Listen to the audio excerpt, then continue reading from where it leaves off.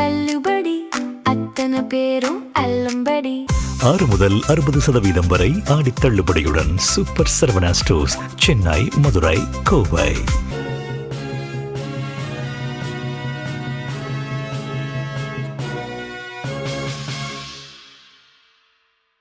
வணக்கம். ஜெம் செய்திகளுக்காக நான் பிரீதா. இந்திய நேரப்படி காலை 8:30 மணி செய்திகள். முதலில் ஜெம் தலைப்பு செய்திகளை காணலாம். தேர்வுகளின் நம்பகத்தன்மையும் நேர்மையும் உறுதி செய்யப்படும். பிரதமர் நரேந்திர மோடி திட்டவட்டம். அரசு தேர்வு முறைகேடுகள் தடுப்பு மசோதா மக்களவையில் இன்று தாக்கல். முறைகேடுகளில் ஈடுபடும் தனிநபர்களுக்கு 5 ஆண்டுகள் சிறை, 50 லட்சம் ரூபாய் வரை அபராதம். பேச்சுவார்த்தை மூலம் ஒரு ஒப்பந்தத்தை எட்டுவதற்கு ஈரான் முயற்சிப்பதே புத்திசாலித்தனமானது. அமெரிக்க வெள்ளை மாளிகையின் தகவல் தொடர்பு இயக்குநர் ஸ்டீஃபன் சியுங் சூளுரை. 3வது 20 ஓவர் கிரிக்கெட் தொடர் போட்டியில் ஜிம்பாப்வே அணியை வீழ்த்தி இந்திய அணி வெற்றி. தொடரை 3-0 என்ற கணக்கில் முழுமையாக கைப்பற்றியது இந்தியா. காமன்வெல்த் பெண்களுக்கான பளுதூக்கும் போட்டி. இந்தியாவின் நட்சத்திர வீராங்கனை சாய்கோ மீராபாய் சானு தங்க பதக்கம் வென்று அசத்தல். இனி விரிவான செய்திகளை காணலாம். நந்தன் நிலேக்கனி தலைமையில் தேர்வு சீர்திருத்தங்களுக்கான உயர்மட்ட குழு ஒன்று அமைக்கப்பட்டுள்ளதாக பிரதமர் நரேந்திர மோடி தெரிவித்துள்ளார். பிரதமர் நரேந்திர மோடி தனது சமூக வலைதளத்தில் காணொலி ஒன்றை வெளியிட்டுள்ளார். அதில் மாணவர்களின் எதிர்காலத்தை கருத்தில் கொண்டு இந்திய அரசு தொடர்ந்து பல்வேறு நடவடிக்கைகளை எடுத்து வருவதாக தெரிவித்துள்ளார். மேலும் மாணவர்களின் எதிர்காலத்தை பாதிக்கும் வகையில் முறைகேடுகளில் ஈடுபட்டவர்கள் சிறையில் அடைக்கப்பட்டுள்ளதாக கூறியுள்ளார். தாங்கள் ஏற்கனவே விரைவு நீதிமன்றங்களை அமைத்துள்ளதாகவும் கடுமையான சட்ட விதிகளை உள்ளடக்கிய புதிய சட்டத்தை நாடாளுமன்றத்தில் இயற்றுவதற்கான நடவடிக்கைகளையும் மேற்கொண்டு வருவதாகவும் தெரிவித்துள்ளார். இருப்பினும் நமது தேர்வு முறை நம்பகமானதாகவும் வெளிப்படையானதாகவும் இருக்க வேண்டும் என்று கூறியுள்ளார். இக்குறைபாடுகளை களைவதற்கும் தேர்வு சீர்திருத்தங்களில் கவனம் செலுத்துவதற்கும் உலக புகழ்பெற்ற தொழில்நுட்ப நிபுணர் நந்தன் நிலேக்கனி உள்ளிட்டோரை கொண்ட உயர்மட்ட குழு ஒன்று அமைக்கப்பட்டுள்ளதாக தெரிவித்துள்ளார். அக்குழுவின் பரிந்துரைகளின் அடிப்படையில் இனிவரும் தேர்வுகளின் நம்பகத்தன்மையும் நேர்மையும் உறுதி செய்யப்படும் என்று குறிப்பிட்டுள்ளார். வினாத்தாள் கசிவு உள்ளிட்ட அரசு தேர்வு முறைகேடுகளுக்கு கடுமையான தண்டனை வழங்கும் சட்ட திருத்த மசோதா மக்களவையில் இன்று தாக்கல் செய்யப்பட உள்ளது. தில்லியில் கடந்த சில நாட்களுக்கு முன் வினாத்தாள் கசிவு தொடர்பாக சிஜேபி கட்சி சார்பில் மாணவர்கள் கடும் போராட்டத்தில் ஈடுபட்டனர். இதைத் தொடர்ந்து வினாத்தாள் கசிவு வழக்குகளை விசாரிக்க விரைவு நீதிமன்றங்கள் அமைக்கப்படும், முறைகேட்டுக்கு கடும் தண்டனை விதிக்கும் வகையில் சட்ட திருத்த மசோதா கொண்டுவரப்படும் என மாணவர்களை சமாதானப்படுத்தும் வகையிலான அறிவிப்புகளை பிரதமர் மோடி வெளியிட்டார். அவரது உறுதிமொழியின்படி அரசு தேர்வுகளில் முறைகேடுகளை தடுக்கும் வகையில் தேர்வு முறைகேடுகள் தடுப்பு சட்ட திருத்த மசோதா 2026 மக்களவையில் இன்று தாக்கல் செய்யப்பட உள்ளது. இந்த சட்ட திருத்தத்தின்படி வினாத்தாள் கசிவு அல்லது தேர்வு முறைகேடுகளில் ஈடுபடும் தனிநபர்களுக்கு குறைந்தபட்சம் 5 ஆண்டுகள் முதல் 10 ஆண்டுகள் வரை சிறை தண்டனை மற்றும் 50 லட்சம் ரூபாய் வரை அபராதம் விதிக்கப்படும். இது தவிர முறைகேடு கும்பலால் திட்டமிட்டு அரங்கேற்றப்படும் குற்றங்களுக்கு குறைந்தபட்சம் 7 ஆண்டுகள் முதல் 10 ஆண்டுகள் வரை சிறை தண்டனையுடன் 10 கோடி ரூபாய் வரை அபராதமும் விதிக்க வகை செய்யப்பட்டுள்ளது. ஈரான் பேச்சுவார்த்தை மூலம் ஒரு ஒப்பந்தத்தை எட்ட முயற்சிப்பதே புத்திசாலித்தனம் என்று அமெரிக்க வெள்ளை மாளிகையின் தகவல் தொடர்பு இயக்குநர் ஸ்டீஃபன் சியுங் தெரிவித்துள்ளார். அமெரிக்க வெள்ளை மாளிகையின் தகவல் தொடர்பு இயக்குநர் ஸ்டீஃபன் சியுங் செய்தியாளர்களிடம் பேசினார். அப்போது தூதரக ரீதியிலான தீர்வையே விரும்புவதாக அதிபர் டொனால்டு ட்ரம்ப் தொடர்ந்து கூறி வருவதாக தெரிவித்தார். அதே சமயம் ஹார்முஸ் நீரிணையிலோ அல்லது நட்பு நாடுகளுக்கு எதிராகவோ ஈரான் பயங்கரவாத நடவடிக்கைகளை தொடர்ந்தால் அனைத்து விதமான நடவடிக்கைகளையும் மேற்கொள்ளும் வாய்ப்பையும் அவர் கைவிடவில்லை என்று கூறினார். மேலும் பேச்சுவார்த்தை மூலம் ஒரு ஒப்பந்தத்தை எட்டுவதற்கு ஈரான் முயற்சிப்பதே புத்திசாலித்தனமானது, இல்லையெனில் என்ன நடக்கும் என்பது அவர்களுக்கு தெரியும் என்று எச்சரித்துள்ளார். 3வது 20 ஓவர் கிரிக்கெட் தொடர் போட்டியில் ஜிம்பாப்வே அணியை வீழ்த்தி இந்திய அணி வெற்றி பெற்றுள்ளது. ஹராரியில் இந்தியா ஜிம்பாப்வே அணிகளுக்கு இடையேயான 3வது மற்றும் கடைசி 20 ஓவர் கிரிக்கெட் தொடர் போட்டி நடைபெற்றது. இந்த போட்டியில் டாஸ் வென்ற இந்திய அணி முதலில் பேட்டிங் தேர்வு செய்து 20 ஓவர்களில் 5 விக்கெட்டுகள் இழப்புக்கு 192 ரன்கள் குவித்தது. இதில் அதிரடியாக விளையாடிய வைபவ் சூரியவன்சி 81 ரன்கள் எடுத்து அசத்தினார். இதையடுத்து 193 ரன்கள் எடுத்தால் வெற்றி என்ற இலக்குடன் களமிறங்கிய ஜிம்பாப்வே அணி 20 ஓவர்களில் 7 விக்கெட்டுகள் இழப்புக்கு 157 ரன்கள் மட்டுமே எடுத்தது.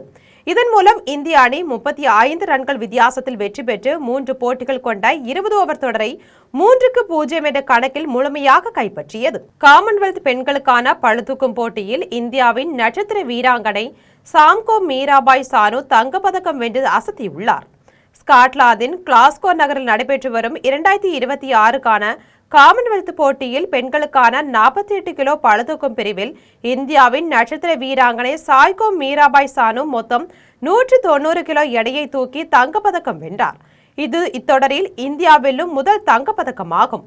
மேலும் காமன்வெல்த் போட்டிகளில் மீராபாய் சானு தொடர்ச்சியாக வெல்லும் 3வது தங்கப்பதக்கம் என்பதும் குறிப்பிடத்தக்கது. இதைத் தொடர்ந்து ஆண்களுக்கான 65 கிலோ பளுதூக்கும் பிரிவில் இந்தியாவிற்காக தமிழ்நாட்டை சேர்ந்த ராஜா முத்துப்பாண்டி 126 கிலோ எடையை தூக்கி வெள்ளி பதக்கம் வென்று அசத்தியுள்ளார். இதன் மூலம் இங்கு நடைபெற்ற பளுதூக்கும் போட்டிகள் அனைத்திலும் இந்தியா குறைந்தது ஒரு பதக்கத்தையாவது உறுதி செய்தது.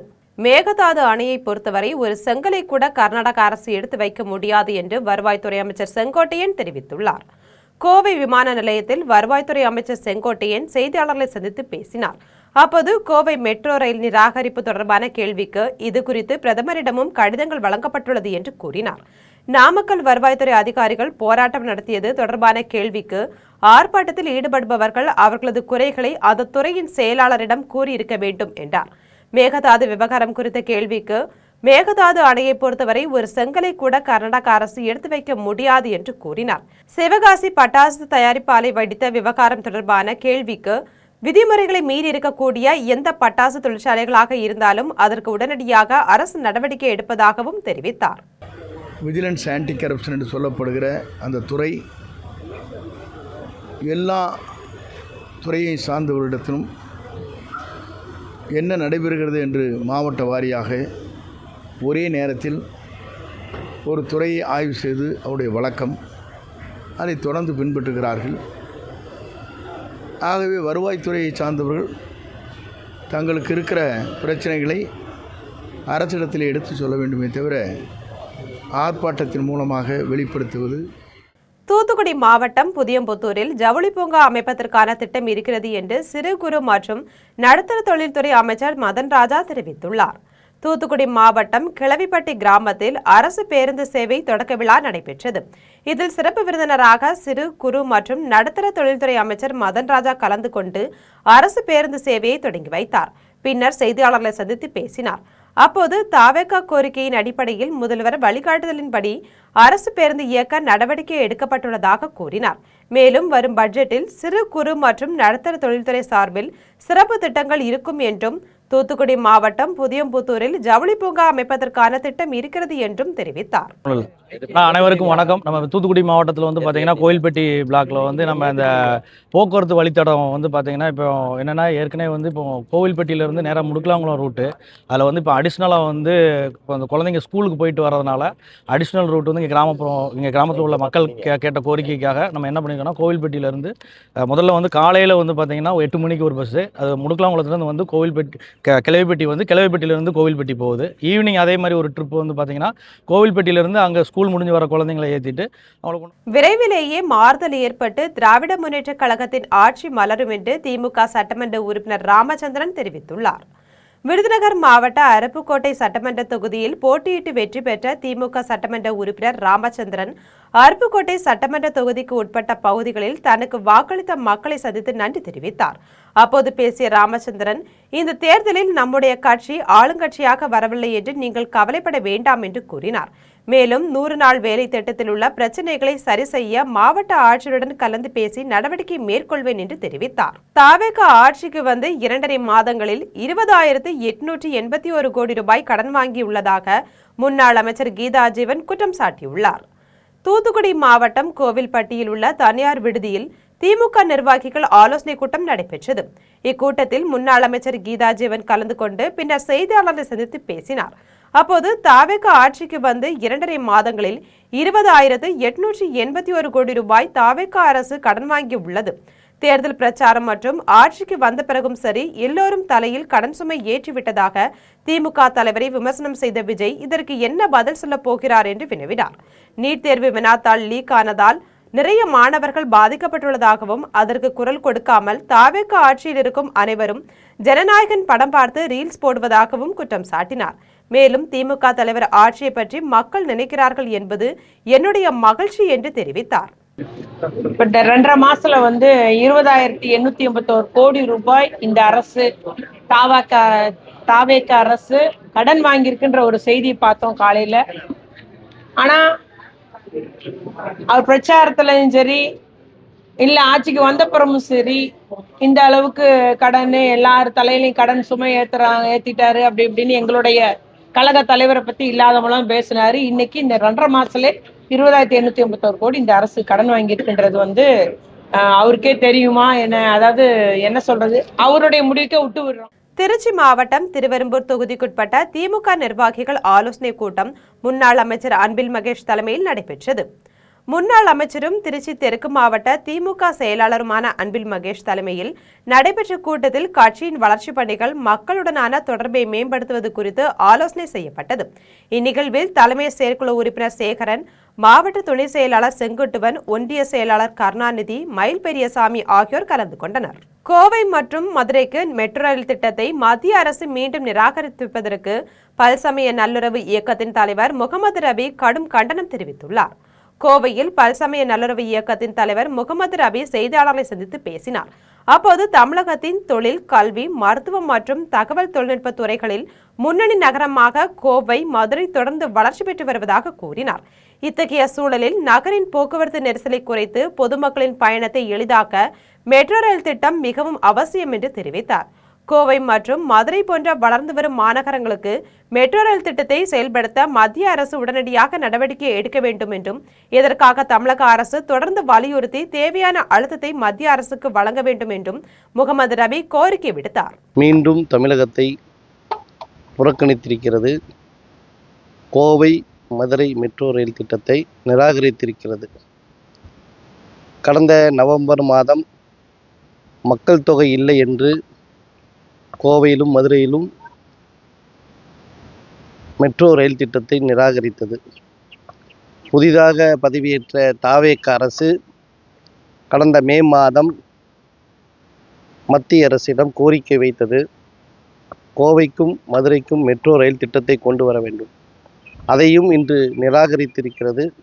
நிலையான ஆட்சிக்கு பாஜக மோடிக்கு உறுதுணையாக இருக்க இந்து முன்னணி மாநில துணைத் தலைவர் ஜெயக்குமார் வேண்டும் என்று தெரிவித்துள்ளார்.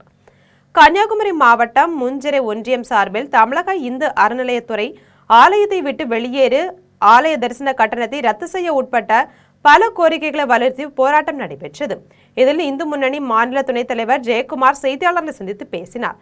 அப்போது தரிசன கட்டண முறை என்பது பணம் இருப்பவர்கள் வரிசையில் நிற்காமல் கடவுளை தரிசனம் செய்யலாம், பணம் இல்லாதவர்கள் என்ன செய்வார்கள் என்று வினவினார். இது பொருளாதார தீண்டாமை என்பதால் கட்டண தரிசனத்தை ரத்து செய்ய வேண்டும் என்று தமிழக அரசை வலியுறுத்தினார். மேலும் நிலையான ஆட்சிக்கு பாஜக மோடிக்கு உறுதுணையாக இருக்க வேண்டும் என்று தெரிவித்தார். அரசு ஊழியர்களுக்கான காப்பீட்டு திட்டத்தை தமிழ்நாடு அரசே ஏற்று நடத்தினால் அரசுக்கு வருவாய் அதிகரிக்கும் என்று அரசு அலுவலர் ஒன்றியத்தின் தலைவர் அமிர்தகுமார் தெரிவித்துள்ளார். தமிழ்நாடு அரசு அலுவலர் ஒன்றியத்தின் மயிலாடுதுறை மாவட்ட பொதுக்குழு கூட்டம் நடைபெற்றது. மாவட்ட தலைவர் வெங்கடேசன் தலைமையில் நடைபெற்ற கூட்டத்தில் மாநில துணைத் தலைவர் கோவிந்தசாமி, மாநில தலைவர் அமிர்தகுமார் ஆகியோர் கலந்து கொண்டு உரையாற்றினர். அப்போது பங்களிப்பு ஓய்வூதிய திட்டத்தை முழுமையாக ரத்து செய்து பழைய ஓய்வூதிய திட்டத்தை நடைமுறைப்படுத்த வேண்டும் என்று வலியுறுத்தினார். அரசு ஊழியர்களுக்கான காப்பீடு திட்டத்தில் தனியார் காப்பீட்டு நிறுவனங்களும் தனியார் மருத்துவமனைகளும் சேர்ந்து முறைகேடு செய்வதாக தெரிவித்தார். அரசு ஊழியர்களுக்கான காப்பீடு திட்டத்தை அரசு ஏற்று நடத்தினால் அரசுக்கு வருவாய் அதிகரிக்கும் என்றும் தெரிவித்தனர். தமிழ்நாடு தவ்ஹீத் ஜமாத் சார்பில் சென்னை நங்கநல்லூரில் நடைபெற்ற நிகழ்ச்சியில் வட்டிக்கு வாங்குபவன், கொடுப்பவன், அதன் கணக்கை எழுதுபவன் அனைவரும் பாவத்தின் பங்குதாரர் என தெரிவித்துள்ளனர். சென்னை நங்கநல்லூரில் தமிழ்நாடு தவ்ஹீத் ஜமாத் சார்பில் சமூக நல்லிணக்க நிகழ்ச்சி நடைபெற்றது. இந்நிகழ்ச்சியில் மாற்று மத சகோதர சகோதரிகளின் கேள்விகளுக்கு மாநில செயலாளர் சகோதரர் அல் அமீன் பதிலளித்தார். வட்டிக்கு வாங்குபவன், கொடுப்பவன், அதன் கணக்கை எழுதுபவன் அனைவரும் பாவத்தின் பங்குதாரர்கள் என்று அவர் தெரிவித்தார். சோளிங்கரில் உள்ள யோகாலட்சுமி நரசிம்ம சுவாமி கோவிலுக்கு ஜனநாயகன் திரைப்படத்தின் இயக்குனர் வினோத் தனது குடும்பத்தினருடன் வருகை தந்து சுவாமி தரிசனம் செய்தார். ராணிப்பேட்டை மாவட்டம் சோளிங்கரில் உள்ள யோகாலட்சுமி நரசிம்ம சுவாமி கோவிலுக்கு தமிழக முதல்வர் விஜய் நடித்துள்ள ஜனநாயகன் திரைப்படத்தின் இயக்குனர் வினோத் தனது குடும்பத்தினருடன் வருகை தந்து சுவாமி தரிசனம் செய்தார். அதன் பின்னர் ஆலய நிர்வாகத்தினர் அவருக்கு பூர்ணகும்ப மரியாதையுடன் வரவேற்பு அளித்து பிரசாதம் மற்றும் ஆலய நினைவு பரிசுகளை வழங்கினர். தொடர்ந்து ஊர்கோவிலில் அமர்ந்து அருள்பாலிக்கும் உற்சவர் பக்தோசித பெருமாள் உள்ளிட்ட பல்வேறு கோவிலுக்கும் சென்று சுவாமி தரிசனம் மேற்கொண்டார். இதையறிந்த அப்பகுதியை சேர்ந்த இளைஞர்கள் அவருடன் புகைப்படம் எடுத்துக்கொண்டு ஜனநாயகன் வெற்றிக்கு வாழ்த்துக்களை தெரிவித்தனர். இதனிடையே இயக்குனர் வருகையால் சோளிங்கர் ஆலய வளாகங்களில் சிறிது பரபரப்பு ஏற்பட்டது. ஏபிஜே அப்துல் கலாம் அவர்களின் நினைவு நாளை முன்னிட்டு அவரது திருவுருவ படத்தை கோவை குனியமுத்தூரை சேர்ந்த UMT ராஜா கோழிமுட்டையின் உட்பகுதியில் வரைந்து அசத்தியுள்ளார். முன்னாள் குடியரசுத் தலைவரும் இந்தியாவின் வல்லரசு நாயகனுமான ஏபிஜே அப்துல் கலாம் அவர்களின் நினைவு நாளை முன்னிட்டு கோவை குன்னியமுத்தூரை சேர்ந்த UMT ராஜா என்ற இளைஞர் அவருக்கு வித்தியாசமான முறையில் அஞ்சலி செலுத்தியுள்ளார். கோழி முட்டையின் ஓட்டில் சிறு துளையிட்டு ஸ்ட்ரிஞ்சு ஊசியை பயன்படுத்தி அதிலுள்ள வெள்ளை மற்றும் மஞ்சள் கருக்களை முழுமையாக உறிஞ்சி எடுத்துள்ளார். பின்னர் ஓவியம் வரைவதற்கு ஏற்ப சீரிய ரீஃபில் பேனாவை வளைத்து முட்டையின் உருகலான உட்பகுதியில் அப்துல் கலாமின் உருவத்தை வரைந்துள்ளார். இந்திய விஞ்ஞானிக்கு தன் கலைத்திறன் மூலம் செலுத்தியுள்ள இந்த விசித்திர அஞ்சலி அப்பகுதி மக்களிடையே பெரும் வரவேற்பையும் பாராட்டையும் பெற்று வருகிறது.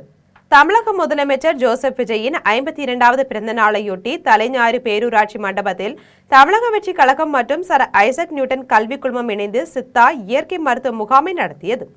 தமிழக வெற்றி கழக தலைவரும் தமிழக முதலமைச்சருமான ஜோசப் விஜயின் 52வது பிறந்த நாளையொட்டி பொதுச் செயலாளர் புஷி ஆனந்த் அறிவுறுத்தலின்படி நாகை மாவட்டம் தலைஞாயிறு பேரூராட்சி மண்டபத்தில் மாவட்ட கழக செயலாளர் சுகுமார் தலைமையில் தமிழக வெற்றி கழகம் மற்றும் சர் ஐசக் நியூட்டன் கல்விக் குழுமம் இணைந்து சித்த மருத்துவ முகாமை நடத்தியது. இயற்கை மருத்துவம், பிசியோதெரபி என ஆரோக்கியமான நல்லவாழ்வு மருத்துவ முகாம்கள் நடைபெற்றது. முகாமில் மருத்துவ குழுவினர் பங்கேற்று பொதுமக்களுக்கு பிசியோதெரபி சிகிச்சை அளித்தனர். மேலும் இயற்கை மருத்துவத்தில் மருந்து மாத்திரைகளை வழங்கினர்.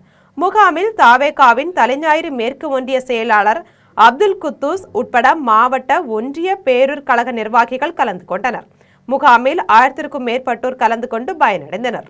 சேலத்தில் ஒரே இடத்தில் செஸ் கிராண்ட் மாஸ்டர் குகேஷ் முகமூடி அணிந்து 1000 மாணவர்கள் சதுரங்க போட்டிகளில் விளையாடினார். சேலம் திருவாக்கவுண்டனூரில் மாவட்ட சதுரங்க கழகம் சார்பில் கின்னஸ் உலக சாதனையை இலக்காக கொண்டு மாநில அளவிலான சதுரங்க போட்டி நடைபெற்றது. இந்தியாவின் இளைய உலக செஸ் சாம்பியன் குகேஷ் தொம்மராஜுவை சிறப்பிக்கும் வகையில் பள்ளி மாணவர்கள் 1000 பேர் குகேஷ் முகமூடி அணிந்து ஒரே நேரத்தில் 7 சுற்றுகளாக சதுரங்க போட்டியில் பங்கேற்று விளையாடினர். போட்டியை சேலம் மாவட்ட சதுரங்க கழக தலைவர் பாலகிருஷ்ணன் தொடங்கி வைத்தார். பயிற்சியாளர் ஜெயபிரகாஷ் முன்னிலையில் நடைபெற்ற போட்டியில் மாநிலத்தின் பல்வேறு பகுதிகளைச் சேர்ந்த மாணவ மாணவிகள் ஆர்வத்துடன் கலந்து கொண்டனர். வெற்றி பெறும் மாணவர்களுக்கு முதல் பரிசாக 1 கிராம் தங்க நாணயம், கோப்பைகள், சான்றிதழ்கள் வழங்க ஏற்பாடு செய்யப்பட்டது. நிகழ்ச்சியில் ஏற்பாட்டாளர் உதயகுமார், பயிற்சியாளர்கள், மாணவர்களின் பெற்றோர்கள் கலந்து கொண்டு போட்டியை சிறப்பித்தனர். கர்நாடக தமிழக முதல்வர்கள் காவிரி ஆணையத்தின் தலைவர் முன்னிலையில் பேச்சுவார்த்தை நடத்த வேண்டும் என்று தமிழக நலிவுற்ற விவசாயிகள் சங்கத்தினர் வலியுறுத்தியுள்ளனர். தஞ்சையில் தமிழக நலிவுற்ற விவசாயிகள் சங்கத்தினர் சார்பில் பொதுக்குழு கூட்டம் நடைபெற்றது. கூட்டத்தில் வரும் ஆகஸ்ட் 5ஆம் தேதி தமிழக சட்டமன்ற கூட்டத்தொடரில் தாவேகா தனது முதல் பட்ஜெட்டை தாக்கல் செய்ய உள்ளது. அப்போது தேர்தல் வாக்குறுதியான அனைத்து பயிர்க்கடன், நகைக்கடனையும் தள்ளுபடி செய்ய வேண்டும். காவிரி பிரச்சினை தொடர்பாக வரும் 3ஆம் தேதி கர்நாடக முதல்வரை தமிழக முதல்வர் நேரில் சந்திப்பது என்பது தமிழக மக்களையும் விவசாயிகளையும் ஏமாற்றும் நாடகமாகும். எனவே இரு மாநில முதல்வர்களும் காவிரி மேலாண்மை ஆணையத்தின் தலைவர், நீதிபதிகள் கொண்ட குழுவினர் முன்னிலையில் பேச்சுவார்த்தை நடத்த வேண்டும் என்று நலிவுற்ற விவசாய சங்கத்தினர் வலியுறுத்தினர். சாமிதோப்பு அன்புவனத்தில் குமரி நாட்டு சோழ மன்னன் வெங்கலராஜன் வரலாற்று ஆய்வு புத்தக நூல் வெளியீட்டு விழா நடைபெற்றது. கன்னியாகுமரி சாமிதோப்பு அன்புவனத்தில் மன்னர் வெங்கலராஜன் 502வது ஜெயந்தி விழா மற்றும் குமரி நாட்டு சோழமன் வெங்கலராஜன் வரலாற்று ஆய்வு புத்தக நூல் வெளியீட்டு விழா நடைபெற்றது. இவ்விழாவுக்கு சாமிதோப்பு மகாகுரு பால பிரஜாபதி அடிகளார், சட்டமன்ற உறுப்பினர் தளவாய் சுந்தரம் ஆகியோர் தலைமை வகித்தனர். பின்னர் பிரஜாதிபதி அடிகளார் பத்திரிகையாளர்களை சந்தித்து பேசினார். அப்போது கன்னியாகுமரி மாவட்டம் கோவில்விளை கடற்கரை பகுதியில் உள்ள வெங்கலராஜன் கோட்டை மற்றும் அதனை சார்ந்த பகுதியினை தொல்லியல் துறை கையகப்படுத்தி பாதுகாத்து அகழ்வாராய்ச்சி மேற்கொண்டு வெங்கலராஜன் வரலாற்றை மீட்டெடுக்க வேண்டும். வெங்கலராஜன் வாழ்க்கை வரலாற்றை தமிழக பாடத்திட்டத்தில் சேர்க்க வேண்டும் உள்ளிட்ட கோரிக்கைகளை தமிழக முதல்வரை சந்தித்து முன்வைக்க உள்ளதாக தெரிவித்தார். திருவெண்ணைநல்லூரில் தர்ம விழிப்புணர்வு இயக்கம் சார்பில் பிரம்மாண்ட பால்குட ஊர்வலம் நடைபெற்றது. விழுப்புரம் மாவட்டம் திருவெண்ணைநல்லூரில் தர்ம விழிப்புணர்வு இயக்கம் சார்பில் பக்தி பரவசத்துடன் பால்குட ஊர்வலம் நடைபெற்றது.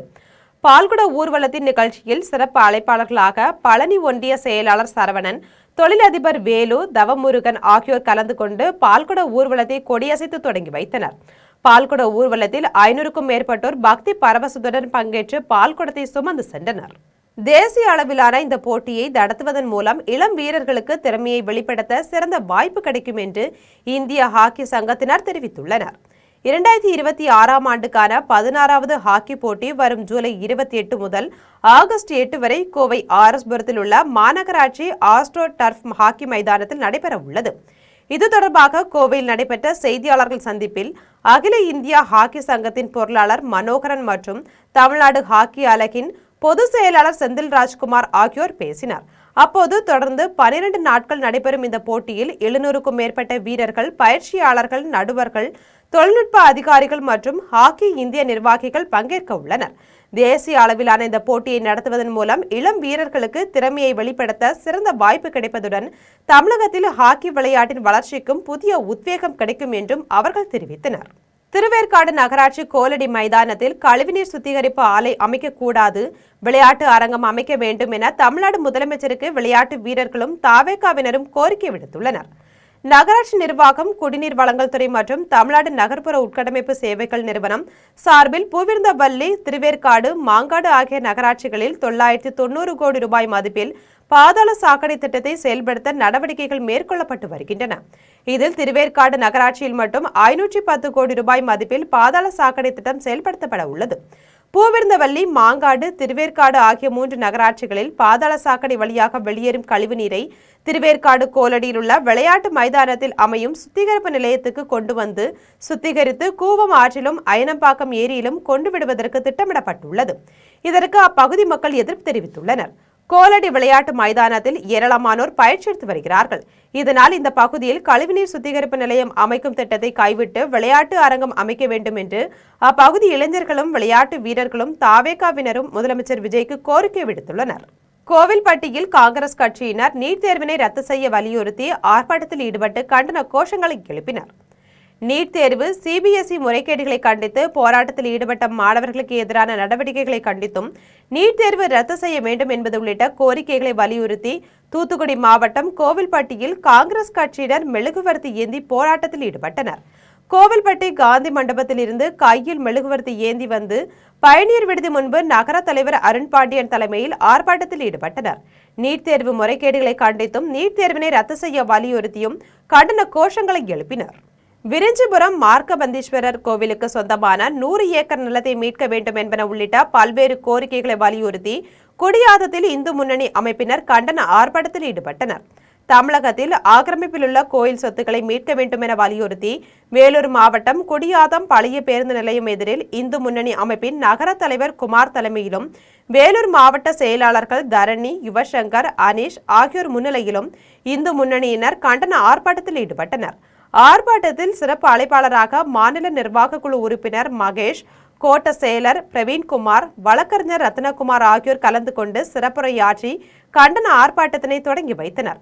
ஆர்ப்பாட்டத்தில் பள்ளிக்கொண்டா ரங்கநாதர் கோவில் கும்பாபிஷேகத்தை உடனடியாக நடத்த வேண்டும், விரிஞ்சிபுரம் மார்க்கபந்தீஸ்வரர் கோவிலுக்கு சொந்தமான 100 ஏக்கர் நிலத்தை மீட்க வேண்டும், பழைய காட்பாடியில் உள்ள ஸ்ரீ கைலாசநாதர் கோவிலுக்கு சொந்தமான ஆக்கிரமிப்பில் உள்ள சொத்துக்களை மீட்க வேண்டும் என்பன உள்ளிட்ட பல்வேறு கோரிக்கைகளை வலியுறுத்தி கண்டன கோஷங்களை எழுப்பினர். நீட் தேர்வை நிரந்தரமாக ரத்து செய்ய கோரி ஆளுநர் மாளிகையை முற்றுகையிடும் போராட்டத்தில் ஈடுபட்ட மார்க்சிய அம்பேத்கர் பெரியாரிய மாணவர் இளைஞர் கூட்டமைப்பினரை காவல்துறையினர் குண்டுக்கட்டாக கைது செய்தனர். சென்னை சைதாப்பேட்டையில் நீட் தேர்வு ரத்து செய்ய வலியுறுத்தி அனைத்திந்திய மாணவர் பெருமன்றம், அனைத்திந்திய இளைஞர் பெருமன்றம், மார்க்சிய அம்பேத்கர் பெரியாரிய மாணவர் இளைஞர் கூட்டமைப்பு ஆகியவற்றின் சார்பில் ஆளுநர் மாளிகை முற்றுகை போராட்டம் நடைபெற்றது. ஆளுநர் மாளிகை நோக்கி சென்றவர்களை காவல்துறையினர் குண்டுக்கட்டாக கைது செய்தனர். முன்னதாக செய்தியாளரிடம் பேசிய இளைஞர் பெருமன்றத்தின் மாநில தலைவர் தமிழ் பெருமாள் நீட் தேர்வை முற்றிலும் ஒழிக்க வேண்டும் என்று வலியுறுத்தினார். ஆலய தரிசனம் கட்டணம் ரத்து செய்ய வேண்டும் என வலியுறுத்தி மீமிசல் கடைவீதியில் இந்து முன்னணியினர் கண்டன ஆர்ப்பாட்டத்தில் ஈடுபட்டனர்.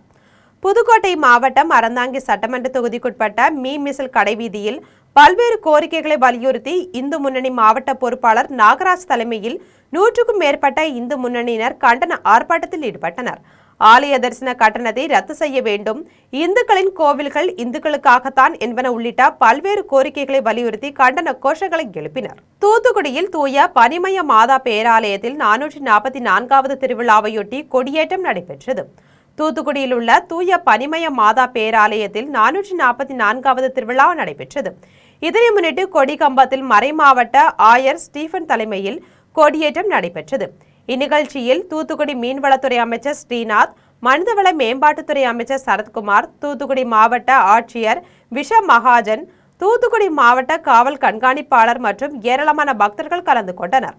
இதில் 1000க்கும் மேற்பட்ட காவல்துறையினர் பாதுகாப்பு பணியில் ஈடுபடுத்தப்பட்டனர். மேலும் ஆயர் ஸ்டீபன் கூறும்போது, ஜாதி மத வேறுபாடின்றி அனைத்து மக்களாலும் வழிபடக்கூடிய மாதாவை வேண்டி வழிபட்டால் நினைத்தது நடக்கும் என்பதால் அனைவரும் வழிபாடு நடத்துவர் என்று தெரிவித்தார்.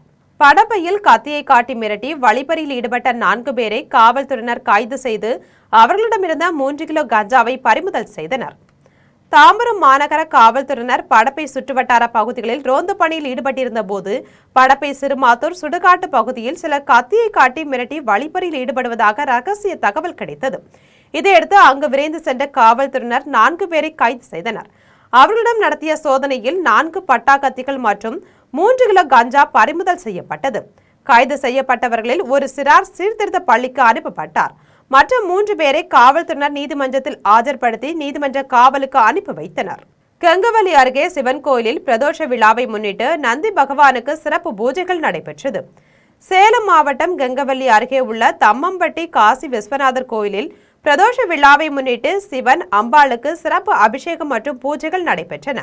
அதனைத் தொடர்ந்து நந்தீஸ்வரருக்கு பால், தயிர், சந்தனம், குங்குமம், மஞ்சள், இளநீர், பன்னீர் உள்ளிட்ட திரவிய பொருட்களால் அபிஷேகம் செய்து மலர்களால் அலங்கரிக்கப்பட்டு சிறப்பு பூஜைகள் செய்து மகா தீபாராதனை காண்பிக்கப்பட்டது.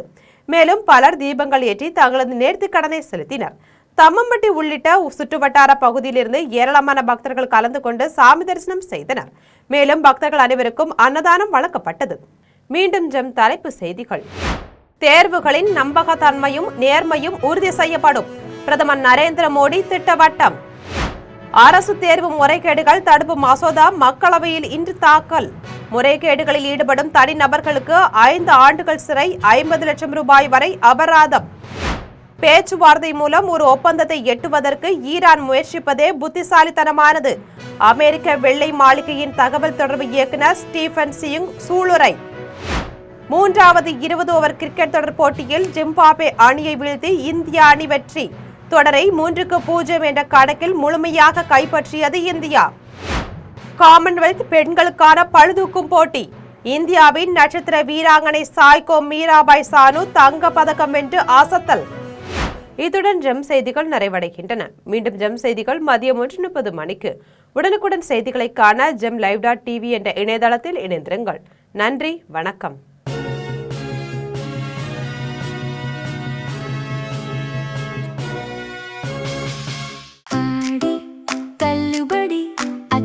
பேரும் அல்லும்படி 6 முதல் 60% வரை ஆடித் தள்ளுபடியுடன் சூப்பர் சரவணா ஸ்டோர்ஸ், சென்னை, மதுரை, கோவை.